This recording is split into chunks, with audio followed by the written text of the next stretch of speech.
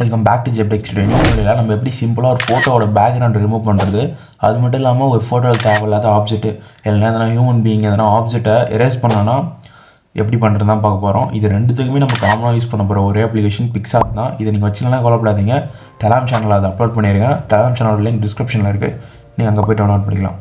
ஓகேவா? நான் PicsArt application open பண்ணிக்கிறேன். PicsArt அப்ளிகேஷன் ஓப்பன் பண்ணி உங்களுக்கு இன்டர்ஃபேஸ் இப்படி தான் வரும். ஓகேவா? இதில் கீழே ப்ளஸ் இருக்குல்ல, அந்த ப்ளஸ்ஸை கிளிக் பண்ணிட்டு எடிட் ஃபோட்டோ அந்த ஆப்ஷனை கிளிக் பண்ணிங்க. உங்கள் கேலரியில் எல்லா ஃபோட்டோவும் வியூ ஆகும்.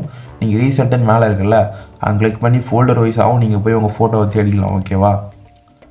இப்போது இதில் நான் வந்து சாம்பிளுக்கு இந்த ஃபோட்டோ சூஸ் பண்ணிக்கிறேன்.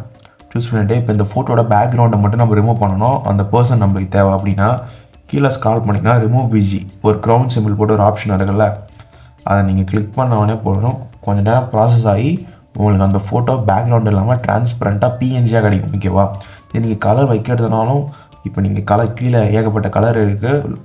இப்போ நம்மளுக்கு ரிமூவ் ஆகிடுச்சா, இப்போ நம்ம பேக்ரவுண்ட் வேறு எதனா கலர் வைக்கிறதுனாலும் நம்ம சூஸ் பண்ணிக்கலாம். கீழே இருக்க கலரில் கலர் பக்கத்தில் கிரேடியன்ட்டுன்னு இருக்குது. நீங்கள் கிரேடியன்ட்டு வேணாலும் 2 கலர் சூஸ் பண்ணுற ஆப்ஷன்.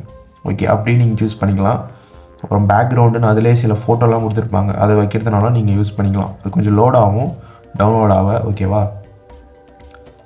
இப்போ ரேஷியோவும் நீங்கள் இங்கே செட் பண்ணிக்கலாம். உங்களுக்கு ஸ்கொயர் ரேஷியோ இன்ஸ்டாகிராமில் போஸ்ட் பண்ண போகிறீங்க, 1:1 ரேஷியோ, 4:3 ரேஷியோ, எல்லா ரேஷியோ இதுலேயே அவைலபிளாக இருக்குது. ஓகேவா? நான் ஒரிஜினலே கொடுத்துக்கிறேன். கலரு நீங்கள் ட்ரான்ஸ்பரண்ட்னா திரும்பி இந்த ட்ரான்ஸ்பரண்ட் கொடுத்துட்டோன்னே உங்களுக்கு பேக்ரவுண்டே பிஎன்ஜியாக கிடைக்கும். மேலே டவுன்லோட் ஆப்ஷன் கொடுத்தோன்னே இது உங்களுக்கு கேலரியிலேயே சேவ் ஆகிடும். ஓகேவா? இப்போ இன்ட்டு கொடுத்துட்டு இப்போ நம்ம வேறு எதனா ஃபோட்டோவில் ஆப்ஜெக்ட், இப்போ இந்த ஃபோட்டோலேயே நான் இந்த பர்சனை ரிமூவ் பண்ணணும், எனக்கு பேக்ரவுண்ட் வேணும்னா ரெண்டாவது இடத்துல டூலுன்னு ஒரு ஆப்ஷன் இருக்கும். அதை கிளிக் பண்ணிங்கன்னா ரிமூவ்னு க்ரௌன் போட்டிருக்கா, அதை கிளிக் பண்ணி ப்ரெஷ்ஷு. ஓகேவா? அந்த பர்சனை ஃபுல்லாக நீங்கள் பெயிண்ட் பண்ணிங்கன்னு வைங்களேன். பெயிண்ட் பண்ணிவிட்டு ஓகே, இப்போ நான் ஃபுல்லாக பெயிண்ட் பண்ணி கவர் பண்ணிவிட்டேன். ரிமூவ்ன்ற ஆப்ஷன் கிளிக் பண்ணோடனே போதும், கொஞ்சம் நேரத்தில் உங்களுக்கு அந்த பர்சன் ரிமூவ் ஆகிடும். பின்னாடி இருக்கிற பேக்ரவுண்ட் மட்டும் உங்களுக்கு கிடச்சிடும். ஓகேவா? ஸ்லைட்டாக அதில் அப்படி இப்படி தான் இருக்கும், பட் அதெல்லாம் நீங்கள் இது பண்ண முடியாது. ஓகேவா? அடுத்தது நம்ம வேறு ஃபோட்டோக்கு அதை ட்ரை பண்ணி பாருங்களேன்.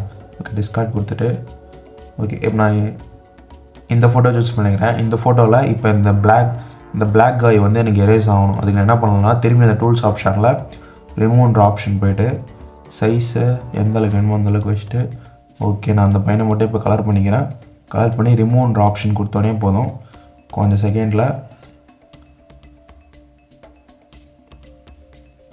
டடா அவன் ரிமூவ் ஆகிடுவான். ஓகேவா? இந்த மாதிரி தான் நீங்கள் உங்கள் ஃபோட்டோட பேக்ரவுண்ட் ரிமூவ் பண்ணனாலும் PicsArt அப்ளிகேஷன் ஈஸியாக பண்ணலாம். அது மட்டும் இல்லாமல் தேவையில்லாத ஆப்ஜெக்ட் உங்கள் ஃபோட்டோவில் இருக்குதுன்னா அதையும் ஈஸியாகவே ரிமூவ் பண்ணலாம். ஓகேவா? இந்த வீடியோ பிடிச்சிருந்தா மறக்காம சேனல் சப்ஸ்கிரைப் பண்ணுங்கள், கூட பெல் ஐக்கன் ப்ரெஸ் பண்ணுங்கள். இன்னொரு சூப்பரான வீடியோவில் பார்ப்போம். பாய்.